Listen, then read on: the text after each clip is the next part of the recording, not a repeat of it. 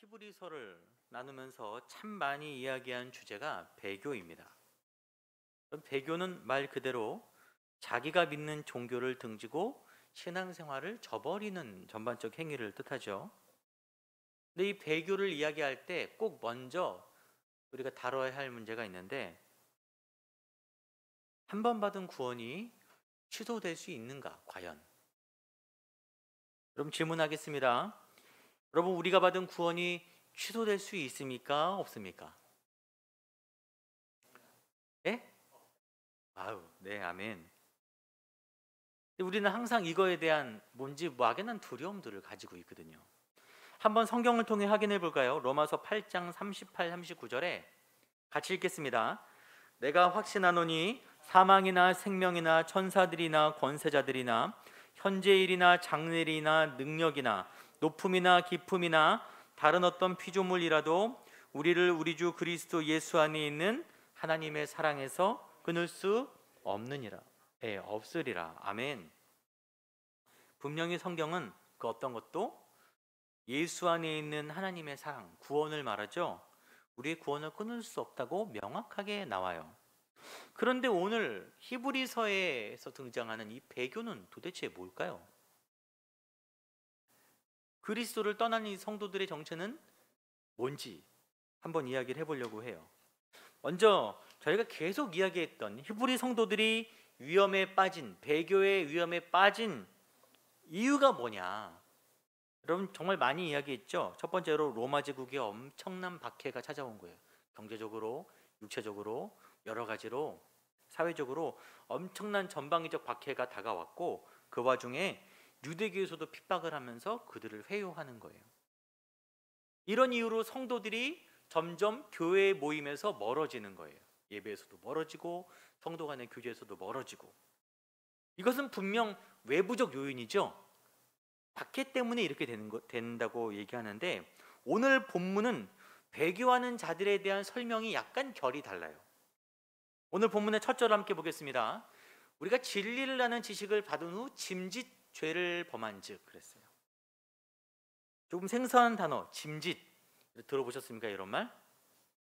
자진해서 고의로 죄를 범하였다는 것입니다. 하나님의 은혜로부터 스스로를 단절시킨 사람들을 뜻하는데, 본문의 배경 가운데서는 예수 그리스도를 거부하고 다시 유대교로 돌아간, 지난주에 우리가 이야기한 모이기를 패하는 어떤 자들을 이야기하는 것이죠. 근데 이 말을 뜻을 잘 보면은 그들의 배교가 외부적 요인만은 아닌 거예요. 근본적인 요인은 그 마음의 내부에 있는 것입니다. 한 가지 더 주목할 말이 진리를 아는 지식을 받은 후라고 얘기해요. 진리를 아는 지식, 무슨 얘기를 하냐면은, 이게 말씀은 들었으나, 말씀은, 설교는 지금 우리로 따지면 설교는 듣는데 신앙생활은 하는데 예수를 나의 구주로 영접한 건 아닌 거예요. 예수님이 하신 유명한 예화 중에 씨 뿌리는 자의 비유가 있죠. 씨를 뿌렸는데 돌짝밭이나 가시밭에 뿌려져서 살짝 심겼는데 끝내 열매 맺지 못하는 것입니다. 깊게 뿌리를 못 내렸기 때문에. 그래서 우리가 아는 진리를 아는 지식을 받았다, 이 말은, 이 우리란 말은 그렇게 뿌리 내리지 못한 사람들과 뿌리 내린 사람들이 우리로 묶여 있어요. 여러분, 교회 안에도 다 예수 믿는 게 아닙니다. 정말 많은 성도들이 한국 교회에 있다고 그렇게 자랑을 했는데 다 예수 믿는 거 아니에요. 말씀을 듣기만 하고 어떤 화려한 컨텐츠만을 바라보는, 또 마음의 위로를 받기 원하는, 우리가 어떤 사람들은 교회에서 힐링을 받는다 그래요. 그런 말을 씁니다. 마당만 밟는 사람들이 참 많이 있어요. 이런 자들이 결국 배교의 죄를 범하게 된다는 것입니다. 평상시에는 별 티가 안 납니다. 별 티가 안 나는데 결정적 순간에 티가 나요. 인생의 시험이 다가올 때, 유혹이 다가올 때, 환난이 다가올 때 드러납니다. 지금 코로나를 제가 수요일 날 타작마당이라고 얘기했어요. 이 타작마당에서 결국 그리스도를 저버리고 교회를 떠나는 수많은 이들이 생기는 것은 어찌 보면 당연한 거예요. 수많은 사람들이 말씀을 뿌리내리지 못하고 간당간당 붙어 있다가 평소에는 티가 안 나죠. 그러나 어려움이 다가올 때 떨어져 나가는 것입니다. 히브리서는 온전한 성도들만을 위한 메시지는 아닌 거예요. 진리를 아는 지식만을 받은 이들을 향한 엄중한 경고의 메시지입니다. 그리고 이 말씀은 지금 시대에도 동일해요. 그들이 들어야 하는 메시지가 뭐냐? 다시 26절에 짐짓 죄를 범한 즉 다시 속죄하는 제사가 없다. 다시 속죄하는 제사. 그들이 유대교로 다시 돌아가서 거기서 속죄의 제사를 드리지만 이제 그 제사가 무의미하다는 것입니다. 왜냐하면 예수로 말미암아 영원한 제사가 이미 드려졌기 때문에, 이루어졌기 때문에 그 그림자에 불과했던 짐승의 제사는 이제 무용한 거예요. 여기 계단 창문에, 여러분 밖에서 저희 계단 창문을 보시면은 원웨이 지저스란 말이 있어요. 예수를 제외한 다른 길은 있어요, 없어요? 없다는 것입니다. 예수님을 떠나서 그 어떤 방법도 죄의 문제를 해결할 수 없어요. 그러면 그 길을 떠나면 어떻게 되냐? 그런 이들을 기다리는 것은 오로지 죄로 인한 심판만이 기다립니다. 심판.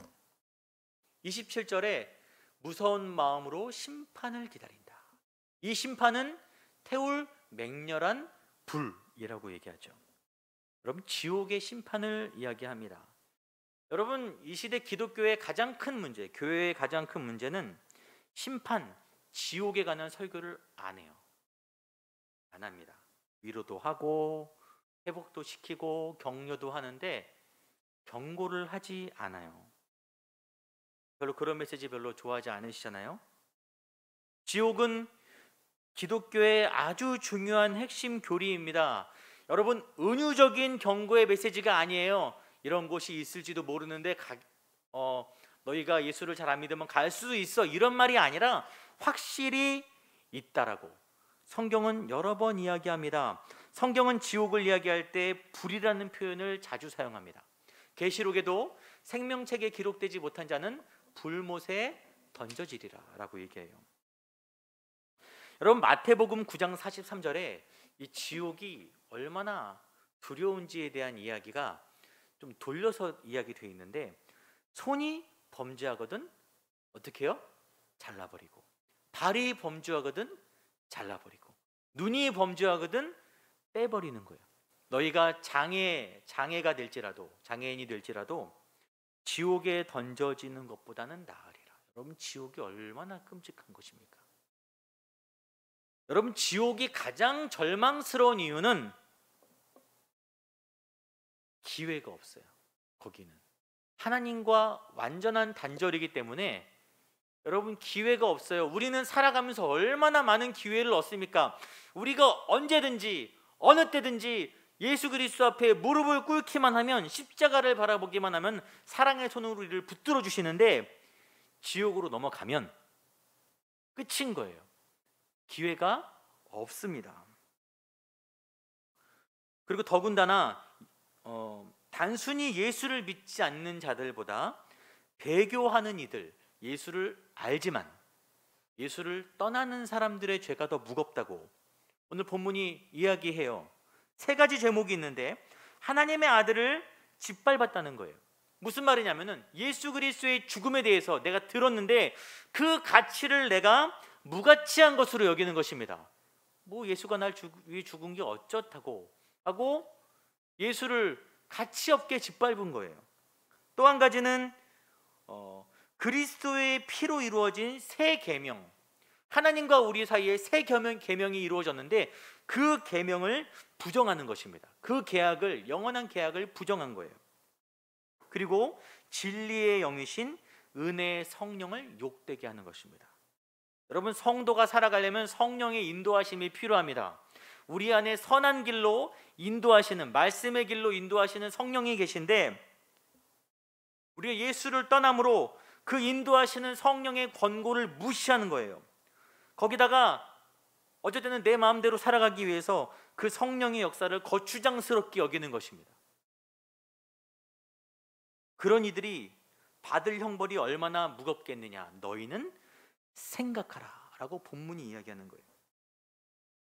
그리스도에는 다른 길이 없는 것과 배교의 죄가 얼마나 무거운지 생각해라. 여러분, 세상에서 가장 불쌍한 사람들이 하나님에 대해서 알면서 부정하는 사람들입니다. 여러분, 우리가 항상 하나님을 이야기할 때 사랑의 하나님, 사랑의 예수님, 은혜의 성령님 참 많이 이야기하는데, 여러분, 하나님은 은혜의 하나님, 사랑의 하나님이시지만 공의의 하나님이세요. 잊으면 안 됩니다.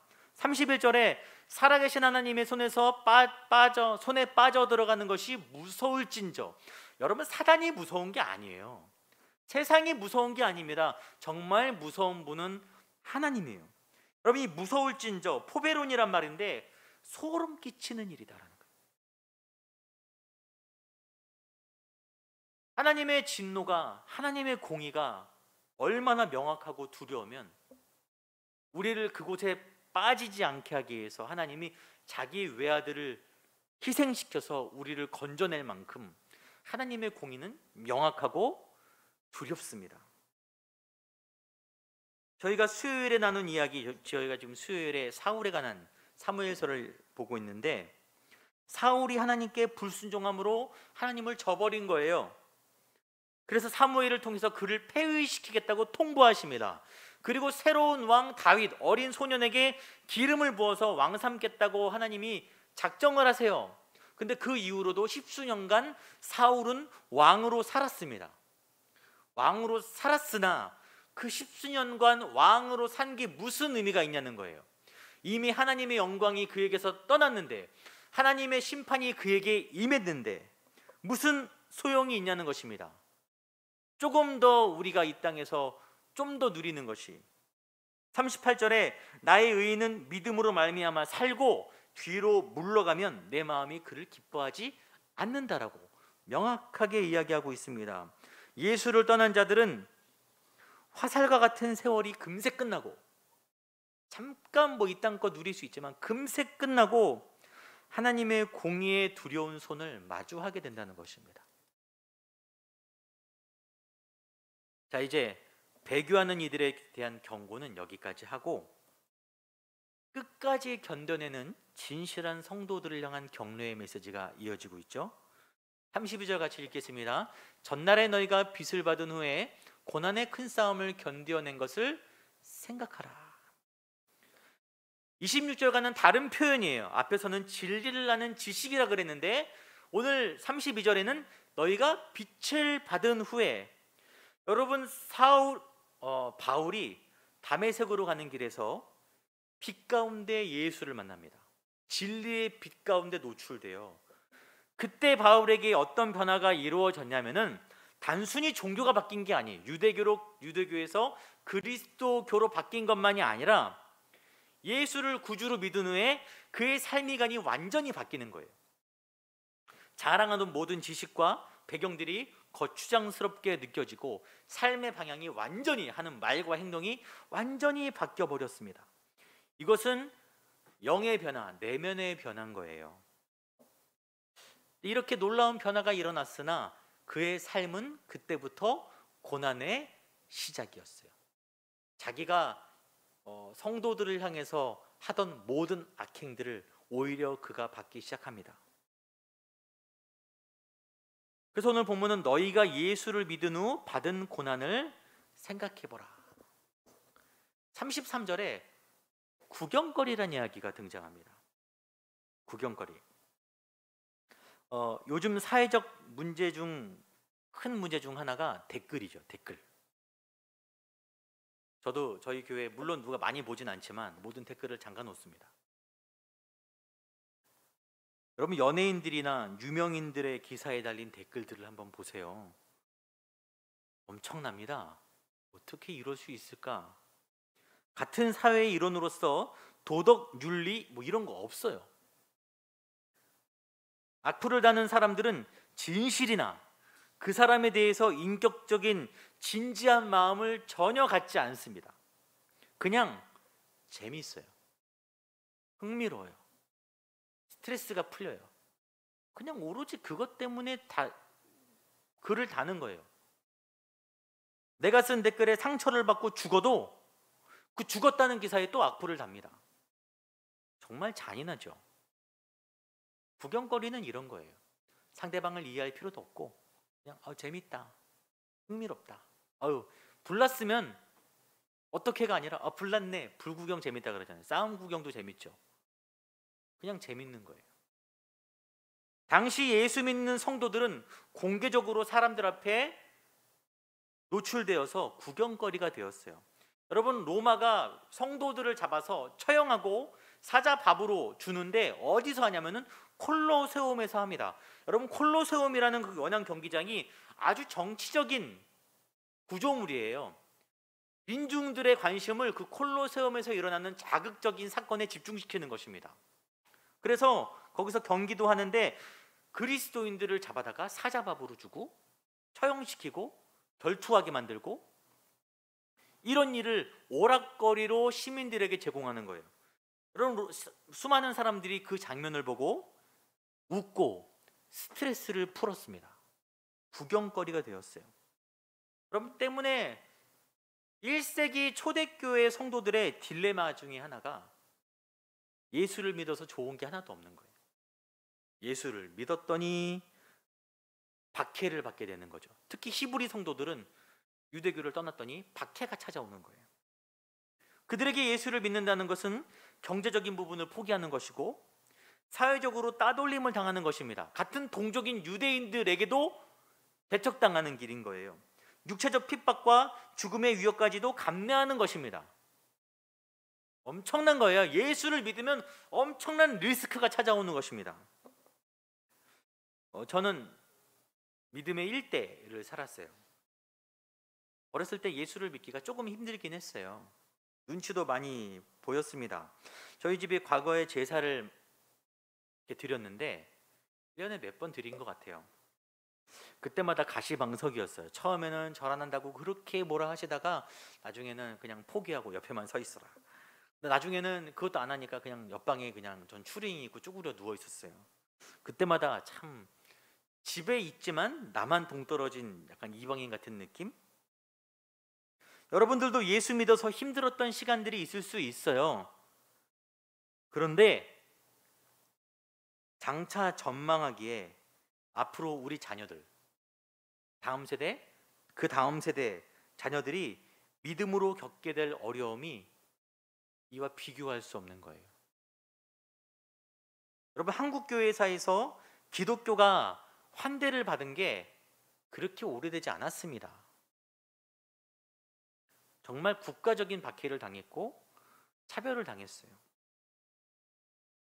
여러분, 지금 이렇게 교회가 당당하게 지역마다 서 있고 자유롭게 예배 드리는 게 전혀 당연하지 않은 거예요. 사실 역사적으로 봤을 때 그렇게 오래되지 않았습니다. 지금은 교회가 잘못한 것으로 인해서 욕을 많이 먹고 있는 시대죠. 근데 여러분, 이렇게 사람들의 반응이나 이 글들을 자세히 보세요. 시간이 갈수록 사람들의 인식이 점점 변해갑니다. 교회가 행한 악행 때문에 비난하다가 이제는 교회와 믿음 자체가 비난거리가 되어가고 있어요. 점점 교회 없어졌으면 좋겠다. 다음 세대에, 다가올 시대에 사라져야 될 것은 교회다. 이런 걸 참 많이 봤습니다. 예수를 믿는 것이 점점 좋은 것이 사라지고 구경거리가 되는 시대가 온다면 우리는 과연 어떻게 믿음을 지킬 것인가? 예수 믿어서 좋은 게 하나도 없으면 어떻게 믿음을 지킬 것인가? 히브리 기자와 같은 고민을 지금 우리도 해야 되는 거예요. 마땅히. 히브리서가 제시하는 해답이 뭐냐?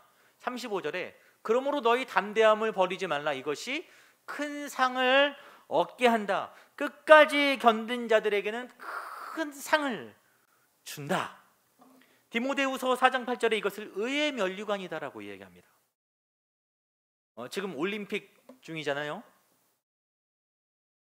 어제 저녁에 설교를 준비해야 되는데 하필 축구, 야구, 배구 경기가 연달아 있는 거예요. 저녁에 8시부터 참 힘들었습니다. 네, 그 잠깐 보느라 또 설교 준비하느라.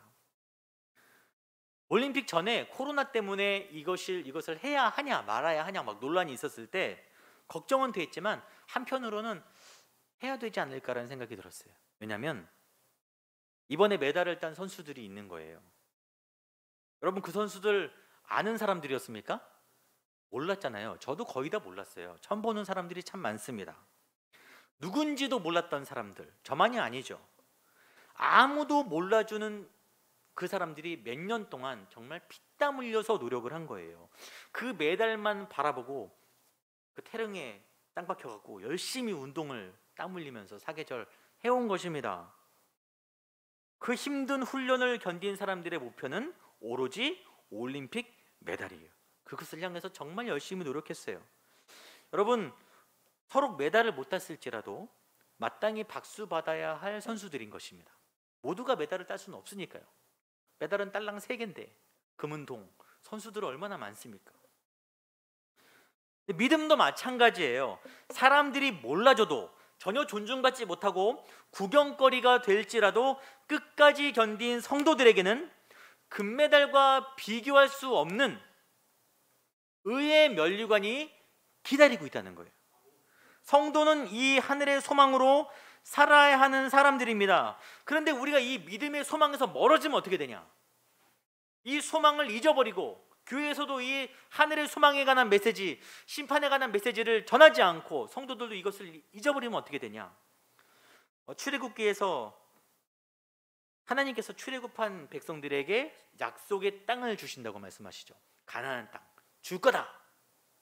그런데 적각불이 흐른다는 그 땅을 그들이 가본 적도 없고 본 적도 없는 거예요. 그 이야기를 자세히 들은 적도 없는 거예요. 그냥 막연한 약속일 뿐이죠. 그래서인지 가나안으로 가는 여정 중에 그들이 정말 수많은 불평, 수많은 불순종으로 넘어졌습니다. 그때마다 그들 입에서 동일하게 나온 말이 있는데 뭐냐면은 애굽으로 돌아가자. 그들이 애굽이라는 당시의 강대국에 속해 있던 사람들이잖아요. 그 화려했던 문명을 끊임없이 그리워합니다. 광야에서. 애굽은 좋았는데, 애굽은 고기도 있었는데, 부추도 있었는데, 마늘도 있었는데, 이게 광야에서 이게 뭔가? 애굽의 종되었던 시절을 오히려 그리워하는 거예요.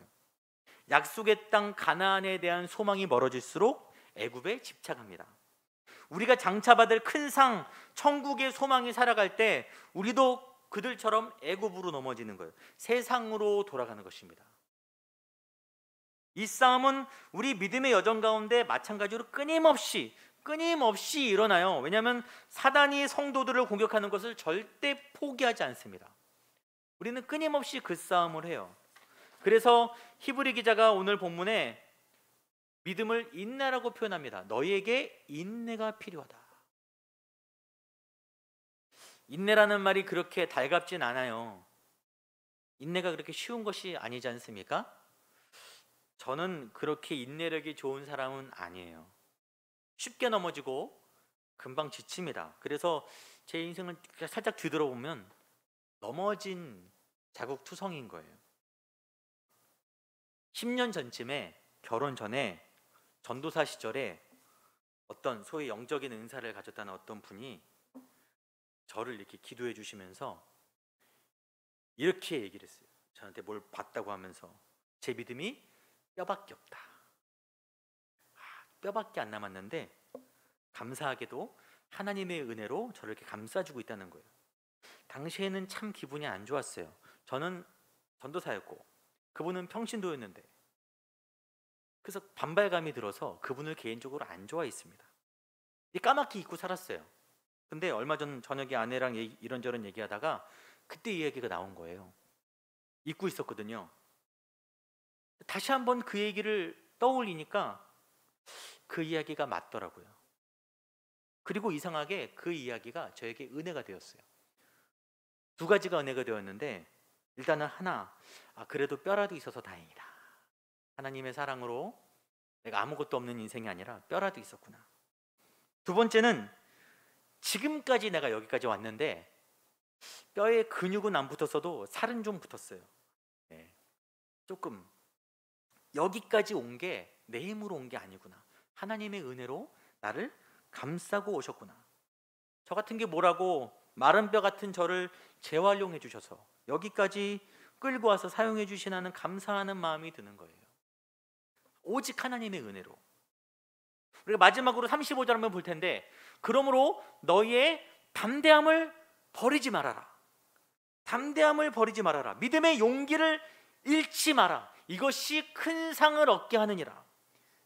여러분 생각해 보세요. 그 히브리 성도들이 그 시대에 가져야 될 것은 용기입니다. 옆에 있는 성도들이 잡혀가고 불이익을 당하고 죽임을 당하는 상황에서 정말 용기가 필요한데, 이 용기는 세상의 용기가 아닌 거예요. 성경이 말하는 용기와 담대함은 오직 그리스도에게서 나오는 것입니다. 우리에게는 그 용기가 없어요. 요한복음 16장 33절에 너희가 환난을 당하나 담대하라. 내가 세상을 이겨노라. 여기서 나는 예수님이죠. 예수님이 세상을 이겼으니까 너희는 담대하라. 승리하신 예수님이 우리를 은혜로 이끄신다는 거예요. 여러분 또한 고린도 후서 2장 14절을 공동번역으로 번역하면 우리를 그리스도의 개선 행진에 언제나 끼워주시는 하나님께 감사드립니다. 예수님이 승리의 개선 행진을 하시는데 우리를 그 행진에 끼워주는 거예요. 어제 배구 시합을 하는데 이겼더라고요. 솔직히 그들이 이긴다고 해서 저에게 이익이 있는 건 아니잖아요. 마지막 딱 이기는 순간에 저도 설교를 잘 준비 못하고 그걸 계속 보고 있었어요. 저도 기쁜 거예요. 와, 같은 나라 사람이니까. 그 기쁨이 나의 기쁨인 거죠. 예수의 승리에 예수님이 우리를 끼워주시는 거예요. 내가 이긴 건 아니지만. 1세기 박해 앞에 놓인 히브리 성도들이나 지금의 우리들이나 앞으로 더 큰 어려움을 맞닥뜨려야 될 우리 다음 세대 자녀들에게 필요한 것은 이 그리스도로 인한 담대함입니다. 나는 안 되나? 예수님이 승리하셨기 때문에 그 승리에 의지해서 오늘도 나아갑니다. 여러분, 이 은혜로 마지막 끝에서 큰 상, 의의 면류관을 예비하고 기다리시는 하나님께 오늘도 한 걸음씩 나아가는 저와 여러분, 우리 다음 세대 자녀들이 되기를 소망합니다.